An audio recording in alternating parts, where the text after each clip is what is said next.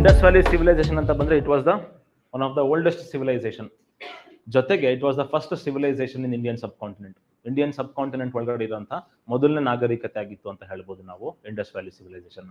ಅದ್ರ ಜೊತೆಗೆ ಅವತ್ತಿನ 4 ಕಂಟೆಂಪ್ರರಿ ಸಿವಿಲೈಸೇಷನ್ಸ್ ನಲ್ಲಿ 4 ಕಂಟೆಂಪ್ರರಿ ಅಥವಾ ಓಲ್ಡೆಸ್ಟ್ ಸಿವಿಲೈಸೇಷನ್ಸ್ ನಲ್ಲಿ ಇದು ಕೂಡ ಒಂದಾಗಿತ್ತು ಅಂತ ಹೇಳ್ಬೋದು.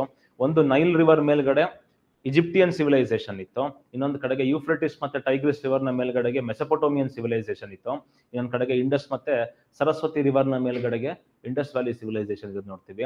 ಯಾಂಗ್ಜೆ ರಿವರ್ ನ ಮೇಲ್ಗಡೆಗೆ ಚೈನೀಸ್ ಸಿವಿಲೈಸೇಷನ್ ಇರೋದನ್ನ ನೋಡ್ತೀವಿ. ಈ 4ನ್ನ ಕ್ರಾಡಲ್ಸ್ ಆಫ್ ಸಿವಿಲೈಸೇಷನ್ಸ್ ಅಂತ ಕರೀತಾರೆ, ಅಥವಾ 4 ಏನ್ಷಿಯಂಟ್ ಸಿವಿಲೈಸೇಷನ್ಸ್ ಅಂತಾನು ಕೂಡ ಕರೀತಾರೆ. ಆ 4 ಏನ್ಷಿಯಂಟ್ ಸಿವಿಲೈಸೇಷನ್ಸ್ ಅಲ್ಲಿ ಇಂಡಸ್ ವ್ಯಾಲಿ ಸಿವಿಲೈಸೇಷನ್ ಕೂಡ ಒಂದಾಗಿತ್ತು ಅಂತ ನಾವು ಹೇಳ್ಬೋದು. ಜೊತೆಗೆ it was first civilisation of Indian sub continent ಅಂತ ನಾವು ಹೇಳ್ಬೋದು. ಅದ್ರ ಜೊತೆಗೆ ಇಲ್ಲಿ ನೋಡ್ಬೋದು, ಏರಿಯಾ ನೋಡ್ತೀವಿ ನಾವು, ಟೆರಿಟರಿ ಆಕ್ಯುಪೈಡ್ ನಾವು ಕಂಪೇರ್ ಮಾಡ್ಕೊಳ್ಳೋದಕ್ಕೆ ಸ್ಟಾರ್ಟ್ ಮಾಡ್ಕೊಂಡ್ರೆ ಈಜಿಪ್ಟ್ ನೋಡ್ಬೋದು, ಮೆಸೊಪೊಟೋಮಿಯಾ ನೋಡ್ಬೋದು, ಹರಪ್ಪ ನೋಡ್ಬೋದು, ಚೈನೀಸ್ ಸಿವಿಲೈಸೇಷನ್ ನೋಡ್ಬೋದು. ಆಲ್ಮೋಸ್ಟ್ ಇದರ ಏರಿಯಾ ಎಷ್ಟಿದೆ ಅಂತ ಹೇಳಿದ್ರೆ ಈ 3 ಕೂಡ ಕಂಬೈನ್ ಮಾಡಿದ್ರೆ ಏನ್ ಏರಿಯಾ ಬರುತ್ತೋ it is more than that ಅಲ್ವಾ. ಸುಮಾರು ಸಿವಿಲೈಸೇಷನ್ಸ್ಗಳು ಬಹಳ ಸಣ್ಣ ಟೆರಿಟರಿಯಲ್ಲಿ ಸಣ್ಣ ಎಕ್ಸ್ಟೆಂಟ್ ಇದ್ರೆ Indus valley civilisation extent almost ನೋಡ್ತೀವಿ ನಾವು. ಇವತ್ತು ಮಾಡರ್ನ್ ಡೇ ಇರಾನ್ಗೂ ಇತ್ತು, ಇವತ್ತು ಮಾಡರ್ನ್ ಡೇ ತಜಿಕಿಸ್ತಾನದಲ್ಲೂ ಇತ್ತು, ಅಫ್ಘಾನಿಸ್ತಾನದಲ್ಲಿತ್ತು, ಮಾಡರ್ನ್ ಡೇ ಪೊಲಿಟಿಕಲ್ ಇಂಡಿಯಾದಲ್ಲೂ ಕೂಡ ಇರೋದನ್ನ ನಾವು ನೋಡ್ತೀವಿ. ಅಂದ್ರೆ ಇಷ್ಟೊಂದು ದೊಡ್ಡ ಟೆರಿಟೋರಿಯಲ್ ಎಕ್ಸ್ಟೆಂಟ್ ಇರುವಂತ one of the ancient civilisation ಅಂತ ಹೇಳ್ಬೋದು ನಾವು ಇಂಡಸ್ ವ್ಯಾಲಿ ಸಿವಿಲೈಸೇಷನ್ ಅನ್ನು.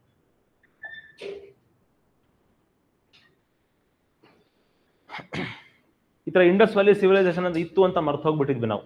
ಈ ತರದೊಂದು ಸಿವಿಲೈಸೇಷನ್ ಇತ್ತು. ಈ ತರ ಒಂದು ಸಿವಿಲೈಸೇಷನ್ ಅಲ್ಲಿ ಜನ ಒಂದು ಯೂನಿಫಾರ್ಮ್ ಆಗಿ ಆಲ್ಮೋಸ್ಟ್ ನಾರ್ತ್ ಇಂದ ಸೌತ್, ಈಸ್ಟ್ ಇಂದ ವೆಸ್ಟ್ 13 lakh ಸ್ಕ್ವೇರ್ ಕಿಲೋಮೀಟರ್ಸ್ ನಲ್ಲೂ 13 lakh ಸ್ಕ್ವೇರ್ ಕಿಲೋಮೀಟರ್ಸ್ ಏರಿಯಾ ಇರುವಂತಹ ಒಂದು ಸಿವಿಲೈಸೇಷನ್ ನಲ್ಲಿ ಬ್ರಿಕ್ ಸೈಜ್ ಆಗಿರ್ಬೋದು, ರೋಡ್ ಆಗಿರ್ಬೋದು, ವೆಯ್ಟ್ಸ್ ಆಗಿರ್ಬೋದು, ಸೀಲ್ ಆಗಿರ್ಬೋದು, ಪ್ರತಿಯೊಂದು ಕೂಡ ಒಂದು ಯೂನಿಫಾರ್ಮ್ ಆಗಿದ್ದನ್ನ ನಾವು ನೋಡ್ತೀವಿ. ಇಷ್ಟೊಂದು ಯೂನಿಫಾರ್ಮ್ ಆಗಿರುವಂತಹ ಒಂದು ಸಿವಿಲೈಸೇಷನ್ ಮರ್ತೋಗ್ಬಿಟ್ಟಿದ್ವಿ ನಾವು, ಕಳೆದು ಹೋಗ್ಬಿಟ್ಟಿತ್ತು ನಮಗೆ. ಆ ಕಳೆದು ಹೋಗಿರುವಂತ ಸಿವಿಲೈಸೇಷನ್ ಯಾವ ತರ ಮತ್ತೆ ಹುಡುಕಿದ್ವಿ ನಾವು, ಯಾವ ತರ how series of event led to the discovery of Indus valley civilisation ಅನ್ನೋದ್ರ ಬಗ್ಗೆ ನಾವು ನೋಡ್ಕೊಳ್ತಾ ಹೋಗೋಣ. ಫಸ್ಟ್ 1826 ಅಲ್ಲಿ ಚಾರ್ಲ್ಸ್ ಮರ್ಸನ್ ಅಂತ ಹೇಳ್ಬಿಟ್ಟು ಒಬ್ಬ ಬ್ರಿಟಿಷ್ ಟ್ರಾವೆಲರ್ ಇರ್ತಾನೆ. ಈ ಬ್ರಿಟಿಷ್ ಟ್ರಾವೆಲರ್ ಪಂಜಾಬ್ನಲ್ಲಿ, ಅನ್ಡಿವೈಡೆಡ್ ಇಂಡಿಯಾದು ಪಂಜಾಬ್ನಲ್ಲಿ ಟ್ರಾವೆಲ್ ಮಾಡಬೇಕಾದ್ರೆ ಅಬ್ಸರ್ವ್ ಮಾಡ್ತಾನೆ, ಇಲ್ಲಿಂದ ಇಷ್ಟೊಂದು ರಾಶಿ ಗಟ್ಟಲೆ ಇಲ್ಲಿ ಬರ್ಂಟ್ ಬ್ರಿಕ್ಸ್ ಸಿಗ್ತಾ ಇದೆ, ಸುಟ್ಟ ಇಟ್ಗೆಗಳು ಸಿಗ್ತಾ ಇದೆ ಅಂತ ಹೇಳ್ಬಿಟ್ಟು ಈ ಚಾರ್ಲ್ಸ್ ಮರ್ಸನ್ ಅವನು ಟ್ರಾವೆಲ್ ಲಾಗ್ ನಲ್ಲಿ ಬರ್ಕೊಂಡಿರೋದನ್ನ ನೋಡ್ತೀವಿ ನಾವು. ಯಾವಾಗ 1826 ಅಲ್ಲಿ. ಅದು ಡಿಸ್ಕವರಿ ಅಂತ ಹೇಳೋದಕ್ಕಾಗಲ್ಲ, ಅವ್ನು ಹೇಳ್ತಾನೆ ಅಷ್ಟೇ, ಒಂದು ರಾಶಿ ಬರ್ಂಟ್ ಬ್ರಿಕ್ಸ್ ಗಳು ಸಿಗ್ತಾ ಇದೆ ಈ ಒಂದು ಜಾಗದಲ್ಲಿ ಅಂತ ಹೇಳ್ಬಿಟ್ಟು. ನೆಕ್ಸ್ಟ್ ಇನ್ನೊಬ್ಬ ನೋಡ್ತಾನೆ, ಕಲೋನಲ್ ಬಾನ್ಸ್ ಅಂತ ನೋಡ್ತಾನೆ. ಈ ಫಸ್ಟ್ ಸೆಕೆಂಡ್ ಅಫ್ಘಾನ್ ವಾರ್ ನ ಟೈಮ್ ನಲ್ಲಿ ಪಂಜಾಬಿಂದ ಅಫ್ಘಾನಿಸ್ತಾನದಿಂದ ಮತ್ತೆ ವಾಪಸ್ ಪಂಜಾಬಿಗೆ ಬರ್ಬೇಕಾದ್ರೆ ಮೆನ್ಷನ್ ಮಾಡ್ತಾನೆ, ಈ ಪಂಜಾಬ್ ರೀಜನ್ ಅಲ್ಲಿ ಜನಗಳು ವಾಸ ಇಲ್ಲ, ಆದ್ರೆ ಕೆಲವು ಕಡೆ ಅಂತೂ ಕೂಡ ಬಹಳ ದೊಡ್ಡ ದೊಡ್ಡ ಕೋಟೆಗಳ ತರ ಒಂದು ಸ್ಟ್ರಕ್ಚರ್ ನ ಅಬ್ಸರ್ವ್ ಮಾಡ್ಬೋದು ನಾವು ಅಂತ ಹೇಳ್ಬಿಟ್ಟು ಇವನು ಕೂಡ ಅವನ ಟ್ರಾವೆಲ್ ಆದ್ಮೇಲೆ ಮೆನ್ಷನ್ ಮಾಡ್ಕೊಳ್ತಾನೆ. ಅದಾದ್ಮೇಲೆ ಕಡೆಗೆ 1856 ಅಲ್ಲಿ ಲಾಹೋರ್ ಇಂದ ಕರಾಚಿಗೆ ರೈಲ್ವೆ ಲೈನ್ ನ ಲೈ ಮಾಡ್ತಾ ಇದ್ರು. When they were laying railway line, ಅವಾಗ ಏನ್ ಮಾಡ್ತಾರೆ, ಇವತ್ತಿನ ತರ ನಾವು ಈ ಜಲ್ಲಿ ಕಲ್ನ ಹಾಕಿ ಅದ್ರ ಮೇಲ್ಗಡೆಗೆ ಹಾಕ್ತಿರ್ಲಿಲ್ಲ. ಅವ್ರೇನ್ ಮಾಡೋರು, ಬರ್ಂಟ್ ಬ್ರಿಕ್ಸ್ ನ ಯೂಸ್ ಮಾಡ್ಕೊಂಡು ಒಂದು ಪ್ಲಾಟ್ಫಾರ್ಮ್ ರೆಡಿ ಮಾಡ್ಕೊಡೋರು. ಆ ಪ್ಲಾಟ್ಫಾರ್ಮ್ ನ ಮೇಲ್ಗಡೆಗೆ ದೇ ಯೂಸ್ ಟು ಲೇ ದ ರೈಲ್ವೆ ಲೈನ್. ಸೊ ಇಲ್ಲಿ ನಮ್ಮ ಇಂಡಿಯನ್ ಲೇಬರರ್ಸ್ ನ ಯೂಸ್ ಮಾಡ್ಕೊಂಡು ಕನ್ಸ್ಟ್ರಕ್ಟ್ ಮಾಡ್ಬೇಕಾರೆ ರೈಲ್ವೆ ಲೈನ್ ನ ಏನ್ ಮಾಡ್ತಾರೆ, ಅಲ್ಲಿ ಹತ್ರ ನೋಡ್ತಾರೆ, ಬಗಿತಾ ಏನಾಗುತ್ತೆ, ರಾಶಿ ಇಟ್ಗೆಗಳು ಸಿಗೋದಕ್ಕೆ ಸ್ಟಾರ್ಟ್ ಆಗುತ್ತೆ. ಒಂದು ರಾಶಿ ಅಂದ್ರೆ ಅವ್ರಿಗೆ ಏನು, ಅವರು ಇಟ್ಗೆನ್ ಮಾಡಿ ಅದನ್ನ ಸುಟ್ಬಿಟ್ಟು ಆಮೇಲೆ ತಗೊಂಡ್ಬಂದು ಕನ್ಸ್ಟ್ರಕ್ಟ್ ಮಾಡೋದಕ್ಕಿಂತ ಅಲ್ಲೇ ರೆಡಿಯಾಗೆಲ್ಲ ಇಟ್ಗೆ ಸಿಗ್ತಾ ಇದ್ದಿಲ್ಲ ಅಂತ ಹೇಳಿ ಮಾಡ್ತಾರೆ ಇವರು. ಆ ಗೋಡೆಗಳನ್ನ ಕೆಡವಿಬಿಟ್ಟು ಆ ಗೋಡೆಗಳಿಂದ ಇರುವಂತಹ ಇಟ್ಗೆಗಳೆಲ್ಲ ತಗೊಂಡ್ಬಂದು ರೈಲ್ವೆ ಟ್ರ್ಯಾಕಿಗೆ ಯೂಸ್ ಮಾಡ್ಕೊಳ್ಳೋದನ್ನ ನಾವು ನೋಡ್ಬೋದು. ಅಲ್ಲೂ ಕೂಡ ಸುಮಾರು ಜನ ಇಂಜಿನಿಯರ್ಸ್ ಹೇಳ್ತಾರೆ, ಇಲ್ಲಿ ಏನೋ ನಿಧಿ ಸಿಕ್ದಂಗೆ ಬರ್ಂಟ್ ಬ್ರಿಕ್ಸ್ ಸಿಗ್ತಾ ಇದೆ ಈ ಒಂದು ರೀಜನ್ ಅಲ್ಲಿ, ಕರಾಚಿ ಮತ್ತೆ ಲಾಹೋರ್ಗೆ ರೈಲ್ವೆ ಲೈನ್ ಹಾಕಬೇಕಾದ್ರೆ ಅಂತ ಅಲ್ಲೂ ಕೂಡ ಒಂದಷ್ಟು ಜನ ಇಂಜಿನಿಯರ್ಸ್ ಗಳು ಮೆನ್ಷನ್ ಮಾಡ್ಕೊಳ್ತಾರೆ ಅವ್ರ ಟ್ರಾವೆಲ್ ವರ್ಕ್ಸ್ ಅಲ್ಲಿ. ಫಸ್ಟ್ ಟೈಮು ಈ ಹರಪ್ಪ ಅನ್ನೋ ರೀಜನ್ ಅಲ್ಲಿ 1862 ಅಲ್ಲಿ ಈ ಅಲೆಕ್ಸಾಂಡರ್ ಕನ್ನಿಂಗ್ಹ್ಯಾಮ್ ಅಂತ ಒಬ್ಬ ಬರ್ತಾನೆ. He was a geologist and archaeologist, father of Indian archaeology ಅಂತಾನು ಕೂಡ ಕರಿತೀವಿ ನಾವು. ಈ ಅಲೆಕ್ಸಾಂಡರ್ ಕನ್ನಿಂಗ್ಹ್ಯಾಮ್ ಏನ್ ಮಾಡ್ತಾನೆ, ಇವತ್ತೇನು ಮಾಡರ್ನ್ ಡೇ ಹರಪ್ಪ ಅಂತ ಕರಿತೀವಿ ನಾವು, ಆ ಹರಪ್ಪ ಅನ್ನೋಂಥ ಒಂದು ಪ್ಲೇಸ್ ನಲ್ಲಿ ಸುಮಾರು ಸೀಲ್ಸ್ ಗಳನ್ನ ಕಲೆಕ್ಟ್ ಮಾಡ್ಕೊಳ್ತಾನೆ. ಬಹಳ ಯುನೀಕ್ ಆಗಿರುವಂತಹ ಸೀಲ್ಸ್ ಇದು ಅಂತ ಹೇಳ್ಬಿಟ್ಟು ಅವನು ಕೂಡ ಮೆನ್ಷನ್ಸ್ ಮಾಡ್ಕೊಳ್ಳೋದನ್ನ ನೋಡ್ತೀವಿ. ಇನ್ನೂ ಕೂಡ Harappa was yet to be excavated, ಇನ್ನೂ ಕೂಡ ಹರಪ್ಪ ಸಿಕ್ಕಿರ್ಲಿಲ್ಲ ಅವ್ರಿಗೆ, ಅಲ್ಲಿರುವಂತಹ ಒಂದಷ್ಟು ಸೀಲ್ಸ್ ಗಳು ಸಿಕ್ಕಿತ್ತಷ್ಟೇ. ಆಕ್ಚುಯಲ್ ಡಿಸ್ಕವರಿ ಆಗಿದ್ದು 1921 ನಲ್ಲಿ ಅಂತ ಹೇಳ್ಬೋದು. ಆರ್ಕಿಯಾಲಜಿಸ್ಟ್ ದಯಾರಾಮ್ ಸಹಾನಿ ಏನ್ ಮಾಡ್ತಾರೆ, ಈ ಸೀಲ್ಸ್ ಸಿಕ್ಕಿರುವಂತ ಜಾಗದಲ್ಲಿ ಯಾರಿಗೆ ಇವನ್ಗೆ ಸೀಲ್ಸ್ ಸಿಕ್ಕಿರೋ ಜಾಗದಲ್ಲಿ ಸ್ವಲ್ಪ ಎಕ್ಸ್ಕವೇಟ್ ಮಾಡಬೇಕು ಅಂತ ಬಗೆಯೋದಕ್ಕೆ ಸ್ಟಾರ್ಟ್ ಮಾಡ್ಕೊಳ್ತಾರೆ. ಬಗಿತಾ ಬಗಿತಾ ಬಗಿತಾ ಅಗಿತಾ ಅಗಿತಾ ಅಗಿತಾ ಏನಾಗ್ಬಿಡುತ್ತೆ, ಅಲ್ಲಿ ಒಂದು ದೊಡ್ಡ ಸಿಟಿನೇ ಅನಾವರಣ ಆಗೋದನ್ನ ನೋಡ್ತೀವಿ ನಾವು.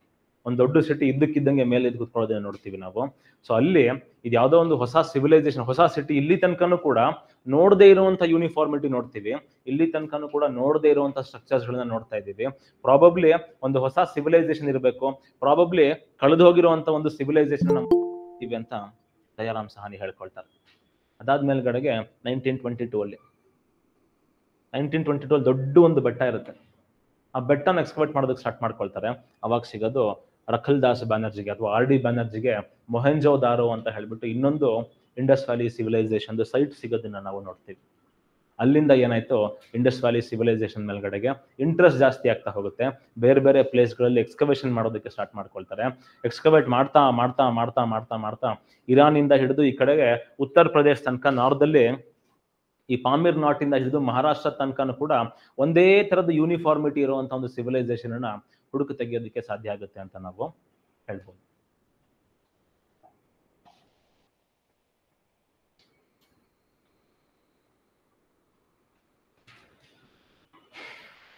ಸೊ ಇನಿಷಿಯಲ್ ಸ್ಟೇಜ್ ನಲ್ಲಿ ಈ ಹರಪ್ಪ ಮತ್ತೆ ಮೊಹೆಂಜೋದಾರೋ ಬಂದಾಗ it had it similarities with Mesopotamian civilisation. ಈ ಮೆಸೊಪೊಟೋಮಿಯನ್ ಸಿವಿಲೈಸೇಷನ್ಗೆ ಸುಮೇರಿಯನ್ ಸಿವಿಲೈಸೇಷನ್ ಅಂತ ಕೂಡ ಕರೆಯೋರು.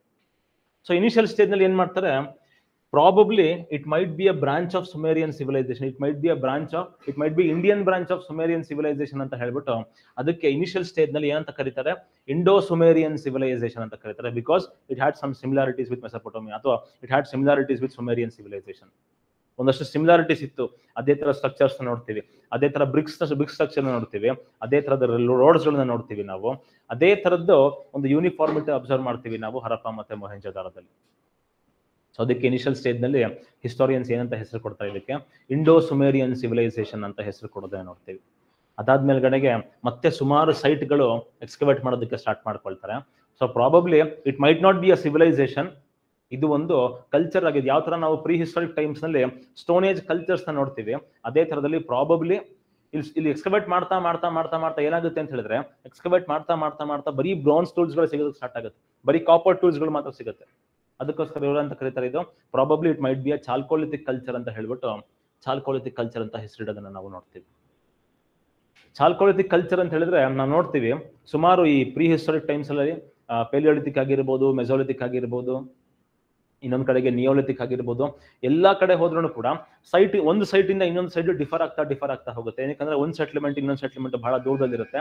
ಒಂದ್ ಸೆಟ್ಲ್ಮೆಂಟ್ ಇರುವಂತ ಟ್ರೇಡ್ಸ್ಗೂ ಇನ್ನೊಂದು ಸೆಟ್ಲ್ಮೆಂಟ್ ಇರುವಂತ ಟ್ರೇಡ್ಸ್ ಬಹಳ ಡಿಫ್ರೆಂಟ್ ಆಗಿರುತ್ತೆ. ಆದ್ರೆ ಇಂಡಸ್ ವ್ಯಾಲಿ ಸಿವಿಲೈಸೇಷನ್ ಅಲ್ಲಿ ನೋಡಿದ್ರೆ ಇವರು ನಾರ್ತ್ ಇಂದ ಸೌತ್ ಎಲ್ಲಿಂದ ಎಲ್ಲಿಗೆ ಹೋದ್ರೂ ಕೂಡ ಒಂದು ತರದ ಯೂನಿಫಾರ್ಮಿಟಿ ಇರೋದನ್ನ ಅಬ್ಸರ್ವ್ ಮಾಡ್ತಾರೆ. ಆ ಬ್ರಿಕ್ ಸೈಜ್ ನಲ್ಲಿ ಆಗಿರ್ಬೋದು, ರೋಡ್ ನ ವಿಡ್ತ್ ಅಲ್ಲಿ ಆಗಿರ್ಬೋದು, ಟೌನ್ ಪ್ಲಾನಿಂಗ್ ಅಲ್ಲಿ ಆಗಿರ್ಬೋದು, ಪ್ರತಿಯೊಂದರಲ್ಲೂ ಕೂಡ ಒಂದು ಯೂನಿಫಾರ್ಮಿಟಿ ಇರೋದಕ್ಕೆ ಸ್ಟಾರ್ಟ್ ಮಾಡ್ಕೊಳ್ಳುತ್ತೆ. ಪ್ರತಿಯೊಂದರಲ್ಲೂ ಕೂಡ ಒಂದು ಯೂನಿಫಾರ್ಮಿಟಿ ಇರೋದನ್ನ ಅಬ್ಸರ್ವ್ ಮಾಡ್ತಾನೆ.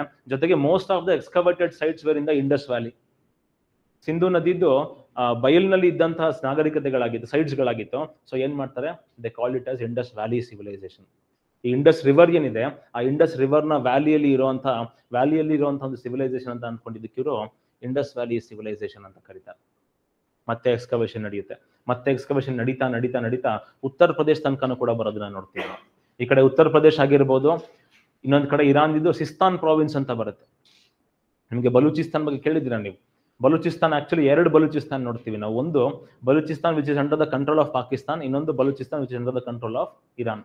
ಸೊ ಇರಾನ್ ಕಂಟ್ರೋಲ್ ನಲ್ಲಿ ಏನು ಬಲೂಚಿಸ್ತಾನ್ ಇದೆ ಅದಕ್ಕೆ ಸಿಸ್ತಾನ್ ಅಂತ ಕರೀತಾರೆ.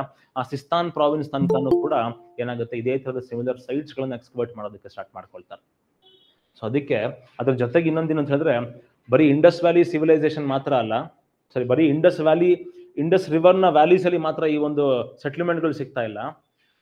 ಒಂದು ಪಾಯಿಂಟ್ ಆಫ್ ಟೈಮ್ ನಲ್ಲಿ ಬಹಳ ಜೋರಾಗಿ ಹರಿದು ಇವಾಗ ಗುಪ್ತಗಾಮನಿ ಆಗಿರುವಂತ ಸರಸ್ವತಿ ರಿವರ್ ಹತ್ರನ ಕೂಡ ಒಂದಷ್ಟು ಸೈಟ್ ಗಳು ಸಿಗೋದಕ್ಕೆ ಸ್ಟಾರ್ಟ್ ಆಗಿದೆ. ಅದಕ್ಕೆ ಇವರು ಸಿಂಧೂ ಸರಸ್ವತಿ ನಾಗರಿಕತೆ or Indus and Saraswati civilisation ಅಂತ ಕರೆಯೋದಕ್ಕೆ ಸ್ಟಾರ್ಟ್ ಮಾಡ್ಕೊಳ್ತಾರೆ. ಈ ಬರೀ 2 ರಿವರ್ ವ್ಯಾಲೀಸ್ ಅಷ್ಟೇ ಅಲ್ಲ, ಈ 2 ರಿವರ್ ವ್ಯಾಲೀಸ್ ಬಿಟ್ಟು ಆಚೆ ಕಡೆನೂ ಕೂಡ ಸಿಗೋದಕ್ಕೆ ಸ್ಟಾರ್ಟ್ ಆಗುತ್ತೆ. ಉತ್ತರ ಪ್ರದೇಶ ಆಗ್ಲೇ ಹೇಳ್ದಂಗೆ ಸಿಸ್ತಾನು, ನಾರ್ತ್ ನಲ್ಲಿ ತಜಿಕಿಸ್ತಾನು, ಸೌತ್ ನಲ್ಲಿ ಮಹಾರಾಷ್ಟ್ರ ತನಕನೂ ಕೂಡ ಸೈಟ್ಗಳು ಇದೇ ತರದ ಸಿಮಿಲಾರಿಟಿ ಇರುವಂತಹ ಸೈಟ್ ಗಳನ್ನ ಎಕ್ಸ್ಕವೇಟ್ ಮಾಡೋದಕ್ಕೆ ಸ್ಟಾರ್ಟ್ ಮಾಡ್ಕೊಳ್ತಾರೆ. ಅವಾಗ ಹೇಳ್ಕೊಳ್ತಾರೆ ಯಾವುದೇ ಒಂದು ರಿವರ್ನ ಈ ಒಂದು ಸಿವಿಲೈಸೇಷನ್ಗೆ ಅಸೈನ್ ಮಾಡೋದಕ್ಕೆ ಆಗೋದಿಲ್ಲ. ಸೊ ಏನ್ ಹೆಸರಿಡಬೇಕು, ಏನಂತ ಕರಿಬೇಕು ನಾವು ಇದನ್ನ ಅಂತ ಡಿಸೈಡ್ ಮಾಡ್ಕೊಂಡಾಗ ಫಸ್ಟ್ ಸೈಟ್ ಯಾವ್ದಪ್ಪ ಎಕ್ಸ್ಕವೇಟ್ ಮಾಡ್ಕೊಂಡಿದ್ದು, ಹರಪ್ಪ ಅನ್ಕೊಳ್ತಾರೆ. ಸೊ ಅದರಿಂದನೇ ಈ ಸಿವಿಲೈಸೇಷನ್ಗೆ ಕರ್ಕೊಳ್ಳೋಣ ನಾವು ಹರಪ್ಪನ್ ಸಿವಿಲೈಸೇಷನ್ ಅಂತ ಹೇಳಿ. ಇವಾಗ ಸುಮಾರು ಜನ ಹರಪ್ಪನ್ ಸಿವಿಲೈಸೇಷನ್ ಅಂತ ಕರೆಯೋದನ್ನ ನಾವು ನೋಡ್ತೀವಿ based on first site excavated. So Indus valley civilisation ಅಂತ ಬಂದ್ರೆ ಇದರ ಟೈಮ್ ಪೀರಿಯಡ್ ಬಹಳ ಇಂಪಾರ್ಟೆಂಟ್ ಆಗುತ್ತೆ. ಸುಮಾರು ಜನ ಹಿಸ್ಟೋರಿಯನ್ಸ್ ಸುಮಾರು ಟೈಮ್ ಪೀರಿಯಡ್ ಗಳನ್ನ ಕೊಟ್ಟಿದ್ದಾರೆ. ಈ ಒಂದು ಇಂಡಸ್ ವ್ಯಾಲಿ ಸಿವಿಲೈಸೇಷನ್ ಯಾವಾಗಿತ್ತು, ಯಾವಾಗ ಹೋಯ್ತು ಅಂತ ಹೇಳ್ಬಿಟ್ಟು. ಫಸ್ಟ್ ಮಾರ್ಟಿಮರ್ ವೀಲರ್ ಅಂತ ಹೇಳ್ಬಿಟ್ಟು ಒಬ್ಬ ಬ್ರಿಟಿಷ್ ಹಿಸ್ಟೋರಿಯನ್ ಏನ್ ಮಾಡ್ತಾರೆ, 2500 BC ಇಂದ 1700 BC ತನಕ ವಾಸ್ ಇಟ್ಸ್ ಮೆಚೂರ್ ಏಜ್ ಅಂತ ಹೇಳ್ಬಿಟ್ಟು ಈ ಮಾರ್ಟಿಮರ್ ವೀಲರ್ ಹೇಳ್ತಾರೆ. ವತ್ಸ 3000 BC ಗಿಂತ ಹಳೇದು ಅಂತ ಹೇಳ್ತಾರೆ. ಜಾರ್ಜ್ ಎಫ್ ಡೇಲ್ಸ್ ಏನ್ ಮಾಡ್ತಾರೆ, 2900 BC ಇಂದ ಹಿಡಿದು 1900 BC ಅಂತಾರೆ. ಮಾರ್ಸಲ್ ಇನ್ನೊಂದು ಕೊಡ್ತಾನೆ, DP ಅಗರ್ವಾಲ್ ಇನ್ನೊಂದು ಕೊಡ್ತಾರೆ. ಈ ಡೇಟ್ಗಳು ಬಹಳ ಇಂಪಾರ್ಟೆಂಟ್ ಆಗುತ್ತೆ. ನೀವು ಪ್ರೀವಿಯಸ್ ಇಯರ್ ಕ್ವಶನ್ ತೆಗೆದು ನೋಡಿದ್ರೆ KPSC ಅಲ್ಲಿ ಈ ಡೇಟ್ಗಳನ್ನ ಯಾರು ಯಾವ ಟೈಮಲ್ಲಿ ಬಂದಿರೋದು ಅಂತ ಡೈರೆಕ್ಟ್ ಆಗಿ ಮ್ಯಾಥ್ ದ ಫಾಲೋಯಿಂಗ್ ಅಲ್ಲಿ ಕೇಳಿರೋದನ್ನ ನಾವು ನೋಡ್ಬೋದು. ಸೊ ಅದಕ್ಕೋಸ್ಕರ ಡೇಟ್ಗಳು ಇಂಪಾರ್ಟೆಂಟ್ ಆಗುತ್ತೆ, ನೋಟ್ ಮಾಡ್ಕೊಳ್ತಾ ಹೋಗಿ. ಸುಮಾರು ಜನ ಹಿಸ್ಟೋರಿಯನ್ಸ್ ಬೇರೆ ಬೇರೆ ತರ ಈ ಒಂದು ಟೈಮ್ ಪೀರಿಯಡ್ ನ ಇಂಟರ್ಪ್ರೆಟ್ ಮಾಡಿರೋದನ್ನ ನೋಡ್ತೀವಿ ನಾವು. ಆದ್ರೆ ಫೈನಲ್ ಆಗಿ ಒಂದು ಕನ್ಕ್ಲೂಷನ್ಗೆ ಬರ್ಬೋದು ನಾವು. ಫೈನಲ್ ಆಗಿ ಯಾವ ಕನ್ಕ್ಲೂಷನ್ಗೆ ಬರ್ಬೋದು ನಾವು, ಇಂಡಸ್ ವ್ಯಾಲಿ ಸಿವಿಲೈಸೇಷನ್ ಏನ್ ನೋಡ್ತೀವಿ, the civilisation was in existence from 3300 BCE to 1300 BCE. ಇಷ್ಟು almost the civilisation span for 2000 years ಅಂತ ಹೇಳ್ಬೋದು ನಾವು. ಆ 2000 ವರ್ಷ ಇರುವಂತಹ ಸಿವಿಲೈಸೇಷನ್ ಒಂದೇ ಯೂನಿಫಾರ್ಮಿಟಿ ಇರಲಿಲ್ಲ ಆ ಸಿವಿಲೈಸೇಷನ್ ಅಲ್ಲೂ ಕೂಡ. ಇಲ್ಲಿ ಏನ್ ನೋಡ್ತೀವಿ ನಾವು, ಯಾವುದೇ ಒಂದು ಸಿವಿಲೈಸೇಷನ್ ಅಂತ ಹೇಳಿದ್ರೆ ಯಾವುದೇ ಒಂದು ಸಿವಿಲೈಸೇಷನ್ ಸಡನ್ ಆಗಿ ಇವತ್ತು ಬಂದು ಸಡನ್ ಆಗಿ ನಾಳೆ ಮಾಯ ಆಗೋದಿಲ್ಲ ಅಲ್ವಾ. ಇವತ್ತು ಸಡನ್ ಆಗಿ ಎದ್ಬಿಡುತ್ತೆ, ನಾಳೆ ಸಡನ್ ಆಗಿ ಖಾಲಿ ಆಗುತ್ತೆ. ಆ ತರ ಸಿವಿಲೈಸೇಷನ್ಸ್ಗಳ ಸಿವಿಲೈಸೇಷನ್ ನ ಬರ್ತ್ ಆಗಿರ್ಬೋದು, ಸಿವಿಲೈಸೇಷನ್ ಡೆತ್ ಆಗಿರ್ಬೋದು, ಅಷ್ಟು ಈಸಿಯಾಗಿ ಇನ್ಸ್ಟಂಟ್ ಆಗಿ ಆಗೋದಿಲ್ಲ. ಬರ್ತ್ ಕೂಡ ಗ್ರಾಜುವಲ್ ಪ್ರೋಸೆಸ್, ಡಿಕ್ಲೈನ್ ಕೂಡ ಗ್ರಾಜುವಲ್ ಪ್ರೋಸೆಸ್. ಸೊ ಹಾಗಾಗಿ ಇಂಡಸ್ ವ್ಯಾಲಿ ಸಿವಿಲೈಸೇಷನ್ ಅಲ್ಲಿ ನಾವು 3 ಪಾರ್ಟ್ ಆಗಿ ನೋಡ್ಕೋಬಹುದು. ಇನಿಷಿಯಲ್ ಸ್ಟೇಜ್ ನ ನಾವು ಅರ್ಲಿ ಫೇಸ್ ಅಂತ ಕರಿತೀವಿ. ಈ ಅರ್ಲಿ ಫೇಸ್ ನಲ್ಲಿ ಏನಾಗುತ್ತೆ, ಅರ್ಲಿ ಫೇಸ್ ನಲ್ಲಿ ಇಂಡಸ್ ವ್ಯಾಲಿ ಸಿವಿಲೈಸೇಷನ್ ಡೆವಲಪ್ ಆಗೋದಕ್ಕೆ ಸ್ಟಾರ್ಟ್ ಆಗುತ್ತೆ. Indus valley civilisation started taking shape. ನಿಧಾನಕ್ಕೆ ಇಂಡಸ್ ವ್ಯಾಲಿ ಸಿವಿಲೈಸೇಷನ್ ಅಲ್ಲಿ ಅದು ಯೂನಿಫಾರ್ಮಿಟಿ ಆಗಿರ್ಬೋದು, ಟೌನ್ ಪ್ಲಾನಿಂಗ್ ಆಗಿರ್ಬೋದು, ಎಲ್ಲಾನು ಕೂಡ ನಿಧಾನಕ್ಕೆ it started taking shape. Later phase ನಲ್ಲೂ ಹಾಗೆ ಇಂಡಸ್ ವ್ಯಾಲಿ ಸಿವಿಲೈಸೇಷನ್ ಪೀಕಿಗೆ ರೀಚ್ ಆಗ್ಬಿಟ್ಟಿರುತ್ತೆ. ಆಮೇಲೆ ನಿಧಾನಕ್ಕೆ ಡಿಕ್ಲೈನ್ ಆಗೋದಕ್ಕೆ ಸ್ಟಾರ್ಟ್ ಆಗುತ್ತೆ. ಆ ಕ್ವಾಲಿಟಿ ಆಫ್ ಮೆಟೀರಿಯಲ್ಸ್ ಆಗಿರ್ಬೋದು, ಕ್ವಾಲಿಟಿ ಆಫ್ ಕ್ರಾಫ್ಟ್ಸ್ ಆಗಿರ್ಬೋದು, ಇಲ್ಲಾಂದ್ರೆ ಟೌನ್ ಪ್ಲಾನಿಂಗ್ ಆಗಿರ್ಬೋದು, ಪ್ರತಿಯೊಂದರಲ್ಲೂ ಕೂಡ ವಿ ಸಿ ದ ಡಿಟೀರಿಯರೇಷನ್. ಅದನ್ನ ನಾವು ಡಿಕ್ಲೈನಿಂಗ್ ಫೇಸ್ ಅಂತ ಕರಿತೀವಿ, ಆರ್ ಲೇಟರ್ ಫೇಸ್ ಅಂತ ಕರಿತೀವಿ. ನಮಗೆ ಎಕ್ಸಾಮ್ ಪಾಯಿಂಟ್ ಆಫ್ ವ್ಯೂ ನಲ್ಲಿ ಜೊತೆಗೆ ಹಿಸ್ಟಾರಿಕಲ್ಲಿ ಬಹಳ ಇಂಪಾರ್ಟೆಂಟ್ ಆಗೋದು Indus valley civilisations mature phase. ಏನಕ್ಕೆ ಅಂತ ಹೇಳಿದ್ರೆ ನಮ್ಮ ಪಾಯಿಂಟ್ ಆಫ್ ಇಂಟ್ರೆಸ್ಟ್ ಆಗಿರೋದು ಕೂಡ mature phase. Indus valley civilisation ಹೇಗಿತ್ತು, how was there uniformity, how was there social life, how was there religious life, what was there town planning, ಅದೆಲ್ಲದೂ ಕೂಡ ನಾವು ಅಬ್ಸರ್ವ್ ಮಾಡೋದು ಈ ಮೆಚೂರ್ ಫೇಸ್ ನಲ್ಲಿ. ಏನಕ್ಕೆ ಅಂತ ಹೇಳಿದ್ರೆ ಈ ಮೆಚೂರ್ ಫೇಸ್ ನೋಡ್ತೀವಿ ನಾವು ಆಲ್ಮೋಸ್ಟ್ 800 years ಅಂತ ಹೇಳ್ಬೋದು ನಾವು. ಈ 800 years ಕೂಡ ಕಂಪ್ಲೀಟ್ ಆಗಿ 800 ವರ್ಷ similar type of town planning ನ ನೋಡ್ತೀವಿ ನಾವು. Similar type of crafting mechanism ನ ನೋಡ್ತೀವಿ ನಾವು. ಸಿಮಿಲರ್ ಟೈಪ್ ಆಫ್ ಸ್ಕ್ರಿಪ್ಟ್ ಗಳನ್ನು ಕೂಡ ನೋಡ್ತೀವಿ ನಾವು 800 ವರ್ಷ. ಸೊ ಹಾಗಾಗಿ ಈ 800 years ಆಫ್ ಮೆಚೂರ್ ಫೇಸ್ ಏನಿದೆ, ಆ ಮೆಚೂರ್ ಫೇಸ್ ನಲ್ಲೇ ಇಂದ ಎಕ್ಸಾಮ್ಗೆ ಕೇಳೋದು. ಮೆಚೂರ್ ಫೇಸ್ ಹಿಸ್ಟ್ರಿಗೂ ಕೂಡ ಬಹಳ ಇಂಪಾರ್ಟೆಂಟ್ ಆಗಿರೋದು. ಸೊ ನಾವು ಕೂಡ Indus valley civilisation or Harappan civilisation ಏನಿದೆ, ಹರಪ್ಪನ್ ಸಿವಿಲೈಸೇಷನ್ ಮೆಚೂರ್ ಫೇಸ್ ಬಗ್ಗೆ ನೋಡ್ಕೊಳ್ಳೋದಕ್ಕೆ ಸ್ಟಾರ್ಟ್ ಮಾಡ್ಕೊಳ್ಳೋಣ.